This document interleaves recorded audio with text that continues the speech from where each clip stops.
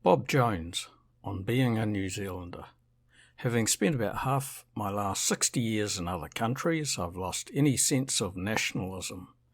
That's because one soon realises that in essence everyone is basically the same. So when I hear people say they're proud to be a New Zealander, I flinch. First, because of their language misuse, pride after all, relating to accomplishment, and simply being born is hardly an achievement. On the other side of the ledger, there's two uniquely New Zealand occurrences that have made me embarrassed to be a Kiwi. And he goes on about Jacinda mania, and the other thing is the haka. Plunkett Unchained on the platform. What a pleasure. John, who isn't very bright, has rung in. John, how are you? Good, thanks, Sean. Good. Yeah, what Bob Jones was saying about on what he wrote on the platform. Yeah. So he was saying that he said he isn't a nationalist because John, I'm just going to stop you here. Hello? People can go and read the article if they want to. There's little point in you ringing up and telling me what Bob Jones has written in an article that we've published. Well, okay, but how can I tell you my response to it? Okay, well, what is your response to it, John? Oh, that's what I was getting to. Okay. So, okay. He said... No, stop you right there, John. John, I'm not asking you what Bob Jones said. We can presume that people who have read it. What is your response to it, John? My response is, for one thing, people compete with other people, whether queuing for a toilet or buying a house, and adding more people to New Zealand has diminishing returns in New Zealand case. This is from the Super Diversity Myth, a review of the economic arguments for the Super Diversity Dividend 2016 by Ian Harrison of Tail Risk Economics. A conventional economic analysis of large-scale immigration impacts. Before we proceed with the assessment of the evidence in the stocktake, it is useful to set out a conventional way of looking at the economic impacts of large-scale immigration, which captures important elements that are ignored or glossed over in the official immigration benefit story. The distinctive feature of the New Zealand economy is that land is an important input into the productive process. This is obvious with the agricultural, fishing and forestry sectors, but it also applies to international tourism.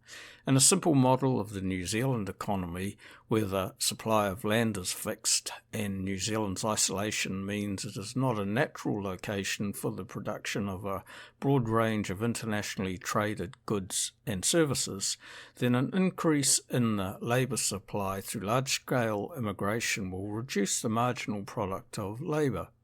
As a result, real wages will fall, owners of land will benefit, there will be an outflow of native labour in search of higher wages in Australia, the economy will be bigger but average incomes will fall. Resources will flow into low-value service production.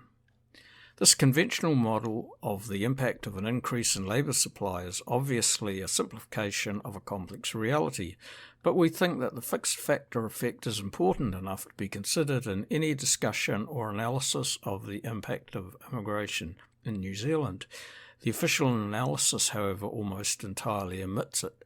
There is a tendency to follow the international literature where omitting the impact of fixed factors of production is a simplification that doesn't matter very much, without thinking at all about how New Zealand could be different. The model seems to be consistent with some of the observed facts. Real per capita export growth has slowed significantly as labour supply has increased. Labour productivity growth has been very slow. Census data shows Auckland medium income growth was the second lowest of any region over 2001-2006 and the lowest over 2006 to 2013. Auckland is a poster child of super diversity. If there was anything in the diversity dividend argument, Auckland should have been leaping ahead in the income stakes. And of course, real wages in tourism have decreased. In 2011, tourism earned a measly 80,000 per worker, whereas 120,000 was needed to maintain GDP per capita, and it's now down to about 70,000. But in the meantime, the increased pressure on housing has pushed accommodation costs up for the poor suckers who work in tourism and hospitality. A horrible Green Party little turd. Some facts for Menendez March to ponder. I doubt anyone in this nation has been more outspoken over the last 25 years lauding immigration, and especially from Asia. I don't doubt but know that no one has done more to help migrants than me. I don't publicise the fact, but such is its scale, it's been impossible to hide. But unasked, I've spent millions and continue to do so helping migrants and especially refugees. I've put perhaps 1,000 refugee girls through our universities, paid their fees, accommodation costs, provided vouchers for 2 dresses annually, and so on. And it certainly doesn't stop there, but that's enough to get the picture. And as for being born in a place not being an achievement, in World War II there were 100,000 young men being killed in a day, and young men were still furiously signing up. And that's the attraction of Gallipoli. And when they do computer simulations of survival strategies, you have humanitarian, like Jacinda Ardern. John, you've kind of lost me, and I think everyone else... Ethnocentric. I don't go in with this. Ethnocentrism always wins. Okay. So, and being a part of a nation is part of it's a social contract. Or construct. No, it's not. Well, it is, but it's a social contract, yeah, and it's something that's held in the minds of the people of the nation. That's why they look to a nation, and that's why they vote for Donald Trump, because he's not saying he's not saying, oh, everyone is us. He's saying, no, we are this group of people, and this is our country, and those people are over there. That's their country, and Yeah. Yeah, and they're concentrating on the welfare of the people as the benchmark. The people at the bottom to the top, not just looking after those at top. Good points, John. Okay. Thank you, mate. Thanks. Cheers. Oh, he's having a good morning, John, isn't he? As I've said twice, I'll say it again, the economics from our point of view are outstanding. I'm not going to explain why, but they are. It works. The cost of a tenant leaving is great. Our tenants never leave. Why would they? To go to an empty space and give up all this wonderful ambience. You spend most of your meaningful day, your working life, if you like, in an office, assuming you're an office worker, that is, and why not? You go into the average office, there's nothing on the walls. And they're boring. They're boring. Yeah. You're running a business, you've got your employees. Yeah. Do you want them all strewed at home? Of course not. A little bit of homework is okay, but not the whole business. Nothing ever stopped them working from home before. It's hardly innovative. So if it's so great... Look, you'll get some computer companies will do it, because they're pretty bloody dim, computer companies in our experience. Aside from that, we try not to let them in our buildings because they lower the tone in the lifts. You know, they do. You know, they don't dress very well. No, well, I'm serious. This is all part of the service we do. We would never let, say, a call centre in because they have scruffs and people don't want to be in the lifts with them. Policy 6 in particular really signals a step change in planning in New Zealand.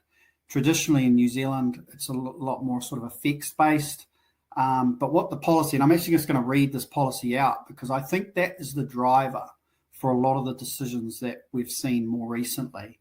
And what is particularly is the policy says that the planned urban form in the planning documents that councils are required to prepare may involve significant changes to an area.